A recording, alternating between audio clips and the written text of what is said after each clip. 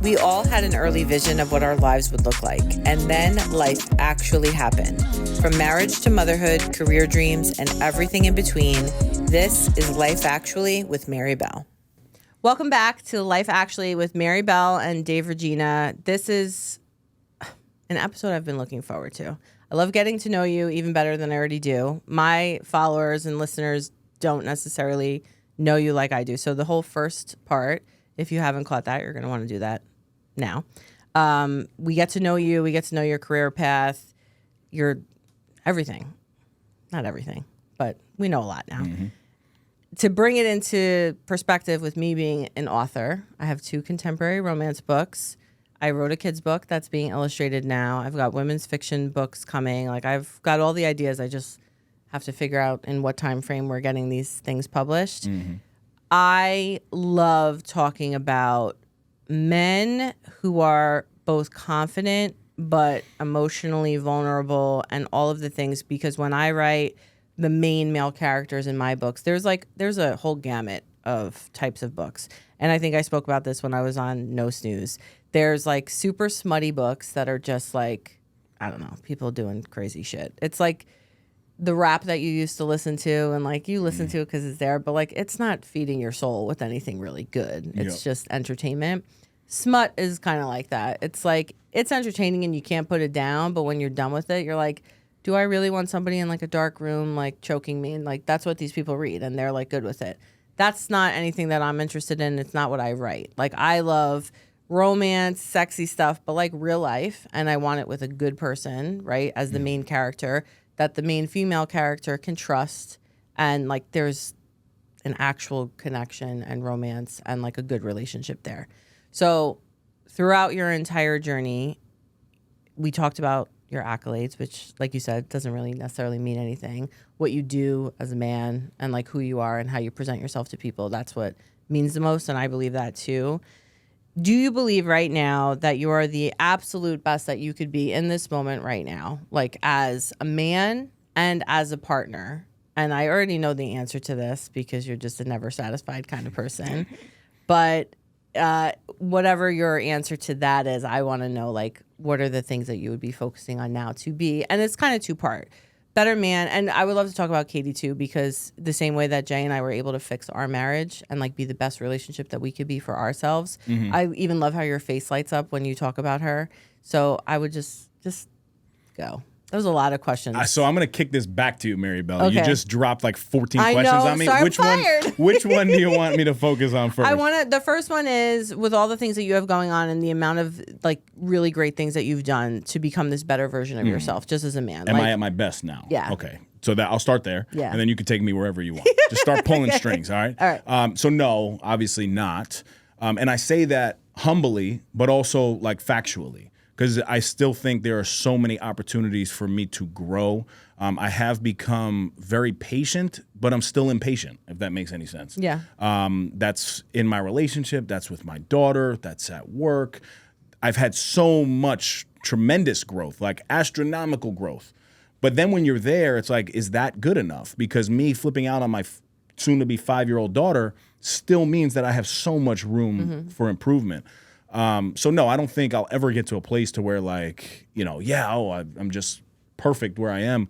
I'm proud of the growth that I've had, but I'm also humble enough to understand and to know that every day is actually an opportunity to meet the expectation of myself, right? Like, I demand a standard of personal excellence in my life.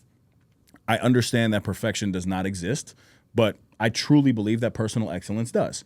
Now, within that, realm of excellence, there's mistakes that unfortunately happen, and even with Katie, I mean, God knew what he was doing when he brought her back into my life. We pray on it every day, but also there's opportunities that I miss, and she'll tell me straight up like, wow, I wish you would have responded differently. And now what that does, instead of igniting a fire under me and like fighting back, I feel bad. I'm like, damn, like, talk to me about that more. Like, well, if she flips out too, then you just like, she's got to be a good communicator to at least bring you down like to that. Yep. And then you have the ability to respond to her and say, hey, sorry, I fucked up basically. Yeah. And I'll do better next time. But if somebody responds to you in this heightened way, You like match each other. Yes, but a place where we've struggled now is pretty funny because in my past relationships, if any of them were to hear what I'm about to say, they're like, oh my God, absolutely not. So my way of dealing with things was if we got into a fight, I would basically not talk about the fight. I would turn up, bring the fight to like level 10. Right? To where you like probably forgot about what it was that you were mad, but I just did so much emotional damage to you that like that was the thing.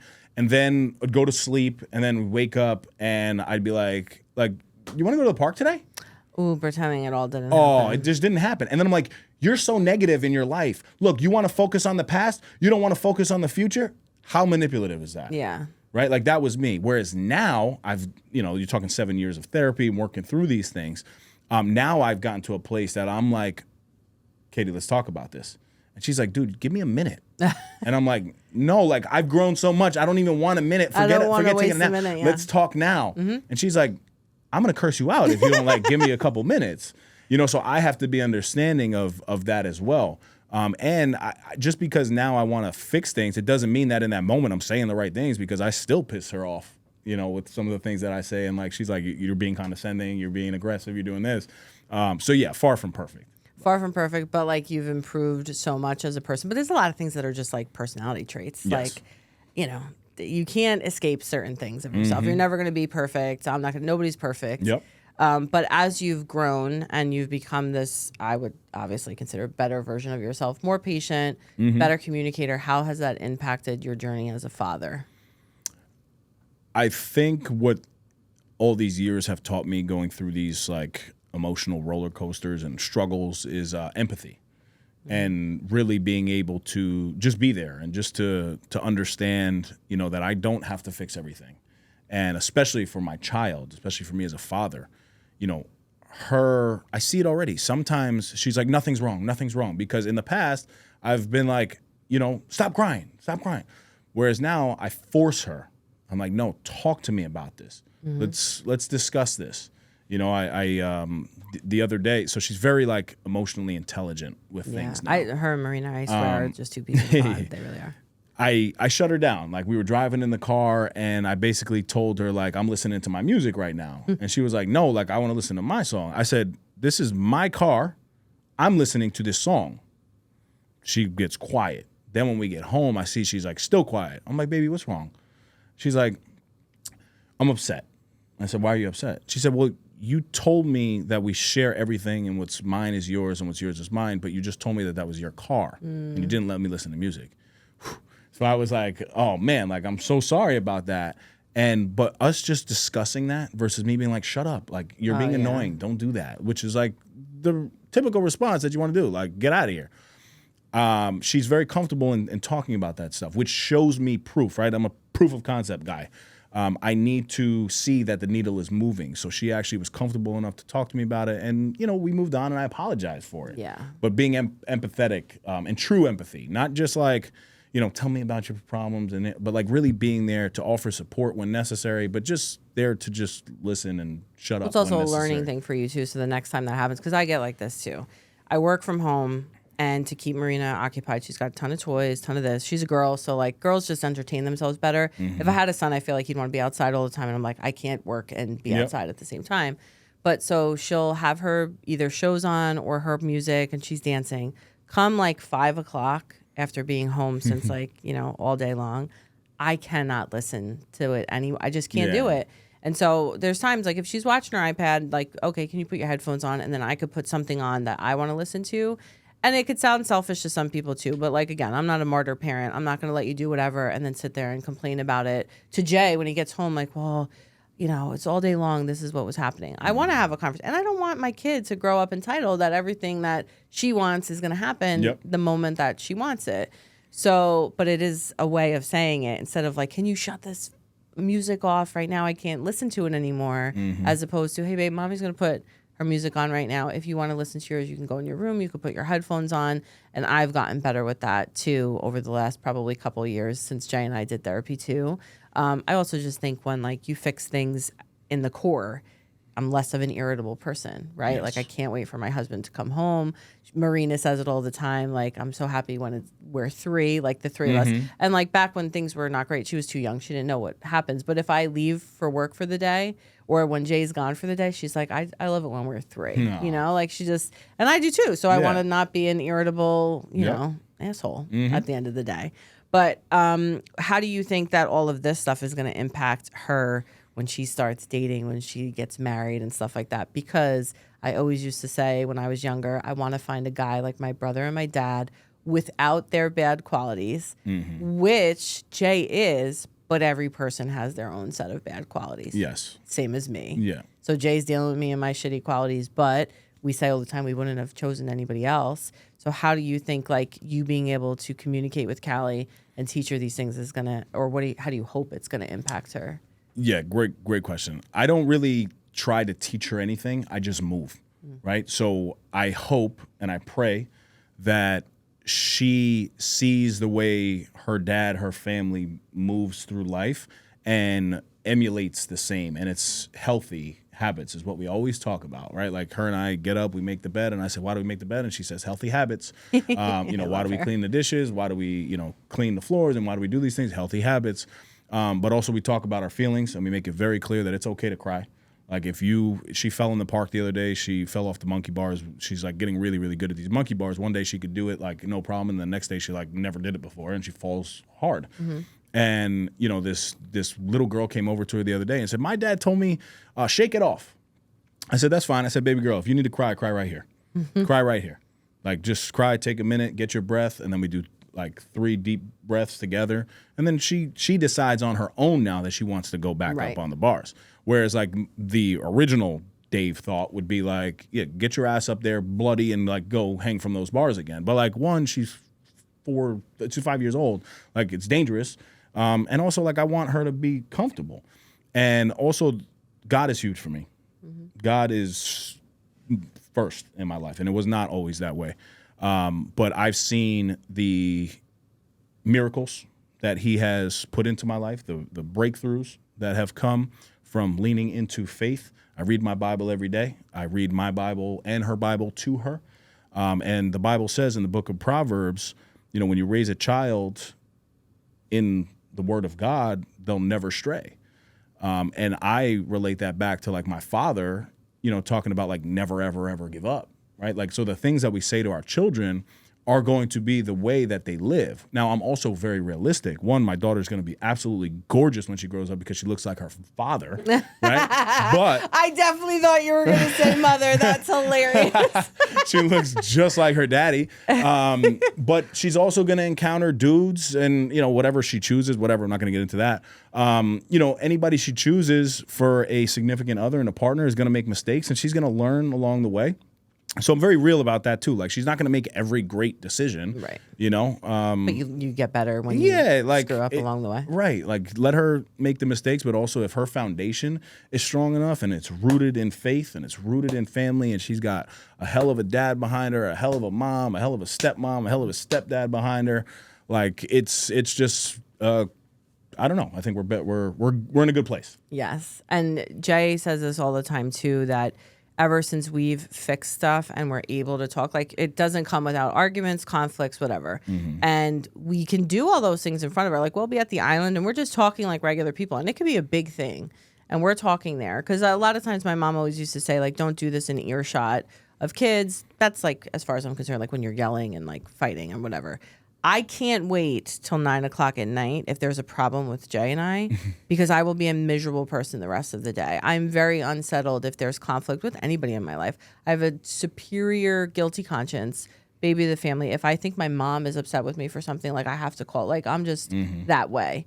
So I want to be able to talk to Jay about this stuff. And not that I want her to know the subject matter, but like, here's how two people communicate in a healthy manner. And there's sometimes, like if I raise my voice for something that had nothing to do with anything, she'll sit there and she'll be like, Mom, you sound a little bit like, and there's times where I say, I'm a crazy lady because you're taking forever and we're going to be late. because she'll say, Mom, why are you acting like a crazy lady? I said, because I asked you 27 times to put your shoes on, and we're going as slow as humanly possible, and we're going to be late to school. Yeah. If you don't want Mommy to act like a crazy lady, then we just have to like move a little quicker. Yes. But she recognizes all of that, and like she's not rude about it, but she's like, Mom, let's just, and she'll do like the yoga, like let's just calm down or whatever.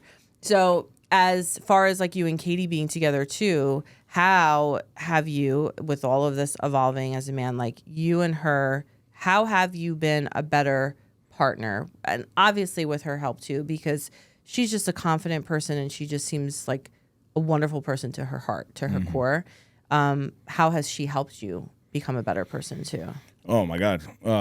So many different things, but the first thing that comes to mind would be her faith in God. You know, like she challenges me to go places where I almost think like, oh, that's too big of a dream or too big of a goal. And she's like, no, like he pulled you out of this, like put your faith in him and he'll pull you out of that. She was actually the one that gifted me my first Bible. Yes, I remember that. She's very aligned with me. You know, like I stopped drinking in 2024. The beginning, I just wanted to do a 30-day challenge. I'm still, dry till this day. I don't put any pressure on it by any means, but I just know that like alcohol for me caused like a lot of anger and, my anxiety was hidden in anger. And that was a really tough time for me. So, I was kind of nervous because Katie and I went to college together and hadn't really connected since, maybe like on Instagram here and there, but like she was in relationships, I was in a relationship. So it was never inappropriate, So when we decided to go on I told her it was a catch-up. It's not a date because I didn't want to apply any pressure to her. Still took her to like a fantastic steakhouse. It was actually Catch NYC. Okay. So I said, it's a catch-up. Like, and she's like, what do I wear? I'm like, just all black, baby. Like, just show up. But I was a little nervous too. And that was at the beginning of January when I had just stopped drinking for just a couple of days or a week, maybe. Mm-hmm. And I was like, damn, how am I going to catch up with this beautiful woman that I haven't seen in 13 years? I got so much to say. I need to like be loose. Like I can't be like tense. So the waitress comes over and asks her what she wants to drink. And she's like, I'll take a virgin mojito. I was like, why do you want a virgin mojito? She's like, oh, I stopped drinking like 8 months ago. I'm like, thank you, Jesus. Oh, yeah. Right? So, like, I just think alignment is huge for us. And she also calls me on my shit. Like, that's one thing about that woman. Like, sometimes it pisses me off a lot. But, like, I know that I can't go to certain... She has boundaries, right? Like, and I don't cross those boundaries. And if I do, there's significant kickback. Like, I'm not going to eat for a couple days. You know what I mean? Yeah. Like, there's going to be real consequence to it. So I think, there's so many, but those are ones that like definitely stand out. I love that. You're a very strong, secure person, and you would need a strong, secure person like that. Yep. And you guys, I think you're wonderful together. When you were talking about ACE, you said you and Sean, quote, selfishly created what you needed, right? And I've sort of done the same thing with my books. Like I said in the beginning of this, I write romance books that relate to me, the type of relationship that I have and I want, the type of romance, steamies, steens, whatever. All of that, obviously you write from what you know or from what you want. And I've done the same with kids' books too. So Marina's first kids' book, it's going to be a series, Marvelous Marina. The first book is Today, Tomorrow. And I'm sure, Callie, if you tell her that you're doing something fun on Saturday, you will hear about it 900 times from Monday till then. And then they get their days confused. Is it Saturday yet? Is today tomorrow? Like, that's where How many more sleeps we got? Exactly. Yep. So that's the premise with that book. But again, I'm taking lessons that I repeatedly teach her or that she asks about or that she says herself. And I've made a whole series about it. So... we're not reading snippets this time, but if you were writing a romance book, this is going to be like a 2-part for men and or for women. If you were writing a romance book for men to read, which I know sounds weird, but just follow me here. What would be the main lesson in it for men to understand about women from your experiences? Like, what would the main message be? I mean, it's got to be biblical for me, and it's, self-care is huge these days, but the Bible actually says to love your wife before anything. And it's funny because I've never loved a woman the way that I publicly and privately love my woman. Okay. So I do believe that if you love your woman the way that she needs to be loved, right? And all of us men who are listening to this, we know how our woman needs to be loved. And if we just do that, everything else will follow. I mean, the loyalty will follow, the gestures of cooking and, cleaning and taking care of the home will not just be chores. They'll actually become like essentials of Love I want to languages. do this for you. Yeah. Well, and love languages I think are dumb because I'm all of them. Yeah. There's not I think that's the dumbest. I'm sorry. I think it's the dumbest test I've ever seen because every category is fire. It's like touch me, touch Dave me. wants them all. No, touch me, give me gifts, tell me I'm pretty, like all of the things. Yeah. So yeah, I mean that's probably it. Like just do all of the things. I kind of love that. Don't pick just one. It really is so simple because whatever it is that your woman needs, you got to give it to her. You really have to like Katie is very big. She gives me the biggest compliment in my life is she tells other people, Dave is who he says he is. Right? Like what you get on the screen is what I get in my relationship. Yeah. And that is the biggest thing. I think, a lot of us guys, we compartmentalize in a negative way. And it's like you show up one way for this person, you show up another way at work and there's a level of that has to be done. But I've just become very authentic in my approach. And I think when you bridge alignment in your life, your woman actually feeds off of that. Yeah. And I also think, there we go, let's talk about it. I think men just need to step up and be more, they need to be leaders, right? Like there's a reason why the king is the lion in the jungle, right? The lion is the king of the jungle.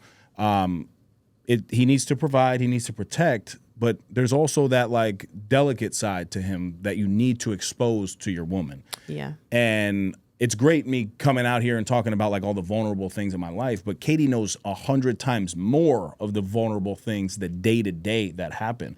And when you open up to your woman like that, it's almost like she's really, really attached to you. I don't really worry about Katie going anywhere. She's very on me. Whereas in my past, I was doing the opposite of that. I was like, let me be the cool guy. Let me try to play hard to get. No, don't play hard to get. Well, you were playing exactly what you just said. You were playing a part. part. Don't play hard to get, bro. Go love your woman. Yeah.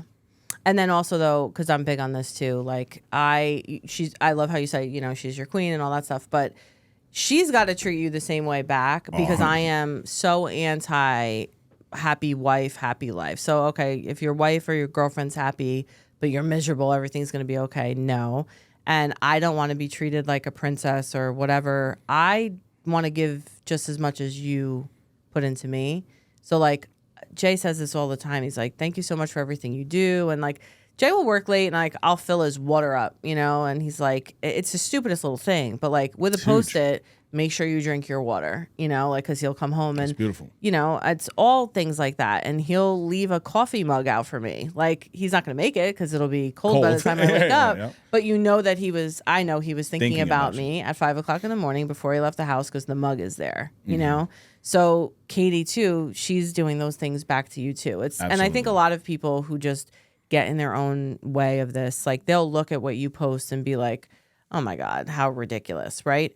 But what's ridiculous about it, though? I'm curious. What do you ridiculous? As far as everything that you do for her and because you've said this on a different episode. Somebody called you. What is the word they use? A simp or something? Oh, a simp? Yeah. Somebody called me a simp. Right? Yeah. And a lot of people will say. Thanks, Mary Bell. The people who post all this stuff, they will say it's not that. What's the word I want to say? People say a lot of times if you're posting so much, it's really not as strong as you're making it out to be because... Oh, yeah, I've seen that, yeah. You know what? If it just be strong in private, right? But you don't live any part of your life really in private. Right. We're sitting here with microphones talking about our lives. So it's the same thing too. And what I'm getting at is that Katie is to you what you are to her. Yeah. And it only works when you guys are both putting in the same amount of effort into each other. I love what you said, that happy wife, happy life. Yeah. Happy spouse, happy house. Yes. You heard it here first. Life Actually. I love that. Mary Bell. That's very clippable, by the way. There you go. All right. So then if you were writing a romance book for women to read, what would be the main lesson for them to understand about men? Oof. That's a great question. I even need a moment to think. Think about what that. I would say. And repeat it again so I have some time. If you were writing a romance book for women to read, what would be the main lesson for them to understand about men? I mean, I don't know if it's different for men and women, but obviously I'm a man. I know I'm different every day. Like my emotions are different every day. And I don't think there's like one specific thing that I would say versus just like being, if you're secure in the relationship, right? A man feels that energy, right? So I think if, I make fun of Katie because she used to say energy for energy. I hated that term. Okay. Because I'm like, if my energy is off, was that your stomach My growling? stomach, I'm starving. Wow. Oh my God. Wow, you're really starving here. That was hilarious. That is hilarious. Where was I going? Coach, it's time for a snack, actually. No, this is good. This is good. Good withdrawals. Oh, yeah, the energy for energy thing. I actually hated that. And she's been so much better with it now because I'm like, babe, like, if my energy sucks today, I don't want you to give me sucky energy. Oh, yes, I understand. Like, Okay. I want you to be able to uplift me in ways that you can naturally uplift me. And also, I think there's a time and a place for a man to talk. Just because we want to be open about our feelings doesn't mean that we're women and we want to talk about everything all the time. So be available to your man when he wants to talk about the things. And then when he's there, allow him to talk. Yeah. Don't cut him off. I can't stand when I'm really in a deep conversation and I get cut off. Not by my girl, just by anybody. It's like, yo, I'm really trying to talk to you now and you're just so focused on like reacting and responding to me and what you're saying next that like, it's annoying. Now I don't even want to talk to you. And I think in a lot of my past relationships, the moments that I remember being like really bad when I was about to open up, I would get cut off and I'd be like, you know what? Fuck Ooh, that. Jay used to do that. I'm not doing that no more. Like that would be me at that time.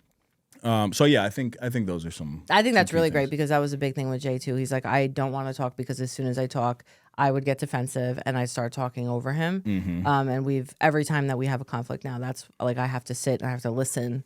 Yes. And I have to let him because also I'm a fast talker and he's a slow talker. So I think he's done, but he's actually like he's got a lull in between his thoughts. So I have to like be like, okay. I got another one for you. Oh, go ahead. This happens.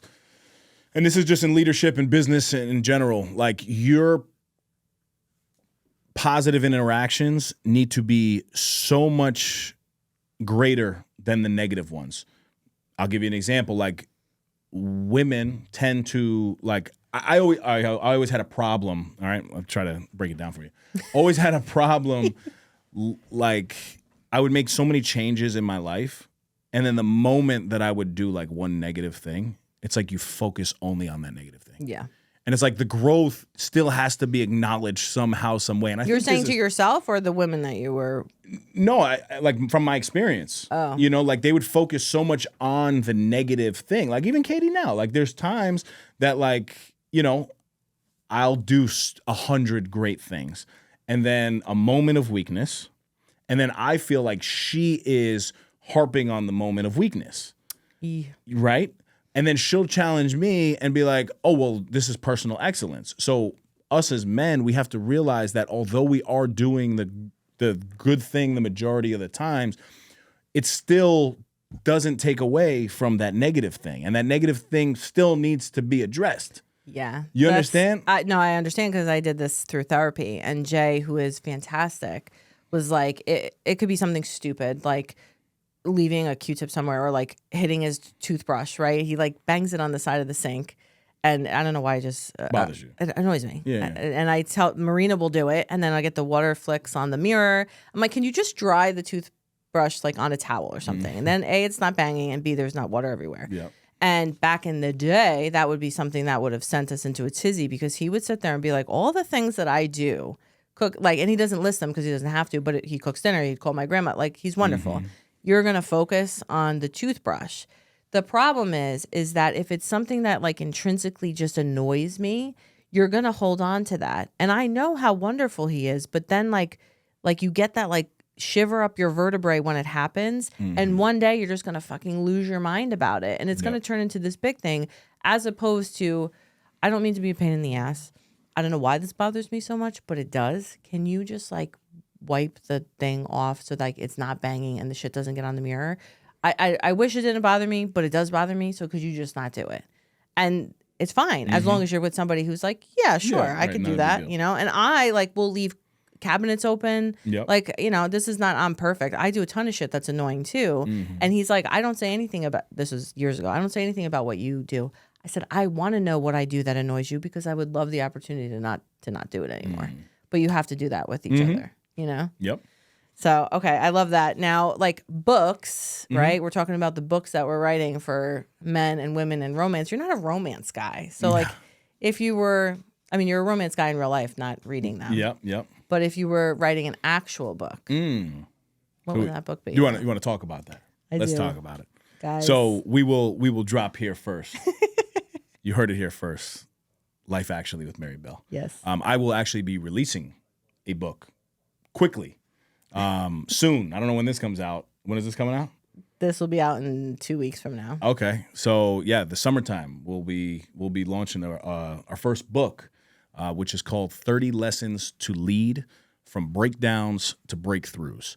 And Mary has been instrumental in helping me with this. And I'll give you the full story of how this really happened. So while I was doing my fast, right, I did a 5-day water fast. I know you'll die. I hear your stomach growling already. I'm half dead right now, you don't even guys. have to think about it. It's okay. I was doing a meditation. Oh, actually, a couple days prior to that, I put up on Instagram a story of like, hey, anybody like know anything about an ebook? Right, like I want to start an ebook type thing related to fitness and leadership with one of my buddies. And you had responded, and you said, hey, like, you know, anything you need with the ebook, like, let me know. Not sure where you're going, but like, I could probably help you out. Didn't really like move on anything there. A conversation kind of ended. Fast forward a couple weeks later, I'm in the fast. I'm day one doing my guided meditation. And also a side note is I think everybody should begin to meditate. And just a quick example is like when you're sleeping and you have that dream that you got hit by the car, you wake up in a panic like you got hit by the car. So you mean to tell me that in your dreams, your body can actually get to that place, but then in the conscious, you don't have the ability to do that? So I think you do. So everybody should be meditating, right? Okay, makes sense. So I'm sitting and I'm doing this meditation, and I'm up on stage, big stage, Atlanta, Georgia, speaking at InvestFest, which is the biggest financial literacy festival that I will actually be speaking at. And at the end of the meditation, on the screen comes up a QR code. I'm like, what is that QR code? I stay in the meditation a little bit longer. I'm like, boom, it's a book. So now I was like, okay, I got to write this book. I don't know where to start. I don't know what to do. Came up with like, all right, leadership stuff, started writing out ideas, came up with 30 lessons to lead, but like didn't really know how I was going to move forward with this. You were in my mind. Right. And I was thinking about you. I'm like, wow, like I have to reach out to Mary. But you know what? Let me not reach out to Mary yet. Like, let me just focus on like writing some stuff. So I did that. Sure enough, a couple days later, you text me and Tony Peck, I think. And you were asking about a certain person or whatever, you know, restaurant or whatever it was. And you were like, I said, you know what? Call me. And that was because from that meditation, I had saw you being involved in the process of my book. Wow. Right. So when we spoke, I was like, hey, Mary, like I got this, you know, little idea that I'm doing. So come full circle, we're actually putting this book out, and you have been, I just want to say thank you. I'm welcome. extremely grateful for the guidance. You know, you've been very helpful in really bringing this to life. And I think we're onto something really incredible. Really, And shout out to my brother Claudio Voice Valenzuela for taking that photo that you guys will see. Cover photo. I can't wait for everybody to see this cover because, as you say, it is fire. It is fire. But yeah, I mean, it's a basically just a playbook for leadership, right? And each leadership lesson is attached with some context regarding each lesson. There's a personal story of my own life, which makes it a little bit more, you know, I think personal to the reader. There's a reflection question in there, and then an action step to actually move the needle in your life. So yeah, there'll be more coming out on that. But we're writing this thing quick. I mean, you know, when I turned it over to you, it was probably, I know that it was 54 hours of writing time. Wow. Okay. And you know what's so funny? When I was on No Snooze, and you were like, "How the hell did you write a book?" In whatever it was like 2 months, and like romance book, obviously 95,000 words, but like you pumped up the document that you sent me. It's like, I'm really proud of you, and I'm so excited to be a part of it in any way. And I just really believe in it and you. And I think it's going to be freaking amazing. I can't wait for everybody to see what it looks like. Yeah. Looks you're so good. You're attached to it The forever. gang's all here. The three of us all instrumental here. I'm so freaking excited. So anyways, okay, so we did all like the fun, like the hard, not hard stuff. None of it was hard. Yep. It was just deep. This is a lightning round. It's Okay. going to be quick. All It's right. very silly. Let's get it. But it's the first time I'm doing it, and I wish I did it with Louisa and Lauren, who were here before you. But Jay tested this last night, so we're ready to go. Let's go. Do you have to stretch? No. No, okay. I'm in. All right, you're probably going to laugh. Okay, ready? Starbucks or Dunkin'? Starbucks. McDonald's or Burger King? McDonald's. Pizza or pasta? Pizza. Bar soap or body wash? Body wash. Make your bed neatly or just a quick smooth out? Absolutely neatly immaculate with a smooth out at the end. Oh, okay. A vacation to Italy or somewhere tropical? Tropical. Karaoke or bowling? Can I sing while I bowl? Sure. Let's do it. Ocean or mountains? Oceans. Dinner out or cozy night in? Dinner out and then get cozy. Okay. Reese's Pieces or Skittles? Reese's. Leg day or chest day? Full body. Which is worse, a dirty car or wrinkled clothes? I think a dirty car. Okay. I already know the answer to these, but we have love languages. You have to pick. Receive gifts or words of affirmation? Gift me, baby. Physical touch or acts of service? Touch me and serve me. See, like this is stupid. I know. I want you them just all. want all of them. Okay. Who was your first celebrity crush? First and still to this day is Jennifer Lopez. Really? All right. Sorry, Katie. No, well, it's Latina. No. On brand. Guilty pleasure song choice. Notorious B.I.G. Juicy. Yeah. Or Fast Car. Luke Combs' is that Fast what you're Car. saying? Eminem? Oh, which one? I'm from Eminem. What would? Lose Yourself? Oh yeah, I mean I know every word to that, but I would play like Juicy before I would go. Okay. Which celebrity would you want to have dinner with right now? Tony Robbins. A favorite part of fatherhood? Watching her fall asleep in my arms. Oh, Jay puts Marina to sleep every night. Yeah. Oh my God. Leave a legacy or leave a fortune? A legacy that includes a fortune. And last one, regret what you do or regret what you didn't do? Regret what I do. What you do? Right? Like I would rather regret what I did versus what I didn't do. Yes. Yeah. Okay. Awesome. All right. We're getting to the end here. Last question. Yep. So life actually came from basically we all in one way or another plan our lives, think about what's going to happen, and then life actually happens. That's where this whole journey came from. What has been your biggest hurdle so far, right? As far as what you thought life was going to be is the first part of the question. I didn't see myself ever as a single parent or in a co-parenting household. I didn't even know how to, really wipe my daughter's private part. And then she was with me for 4 days out of the week. So, like her and I had to really learn the process together and how to wash my daughter's hair. And, there's some vulnerable stuff there, like with just figuring out a 1.5-year-old at the time, kind of on my own, and again, shout out to her mother. She's an incredible mother, but she also, pushed me in the direction of like, look, we're split up now. Like you have to do this and you're capable and you're able to do good this. on her for saying You know that, what I'm saying? But there was a couple moments I remember very early on that like, I couldn't figure it out, and then Callie would start crying, and she always had this like gag reflex thing, and she would throw up, and then I would flip out. It was bad, and that's actually I started playing a lot of worship in my ear, asking for the guidance, wisdom, protection, and patience to handle life's obstacles as they come. I love you and Jay do have a lot of things in common, especially as dads, because when we did our gender reveal, he's one of two, and he has a brother. And we found out we were having a girl, and he looked white as a ghost. And I was like, "Are you okay?" He's like, "How am I going to be a dad to a girl?" And I said, "You're the best uncle to like the nieces that we have already. Like you're going to be great." And he is Mr. Patient. The two of them are two peas in a pod. It's like the same with you and Callie. So I love that. All right. So then my biggest thing, and my best friend Lauren, who I was telling you about, we always say when I went through my marriage struggles and just any struggle in life is when we are 80, I don't know why I pick 80, but I pick 80, and you look back at your life, what do you hope to see and feel?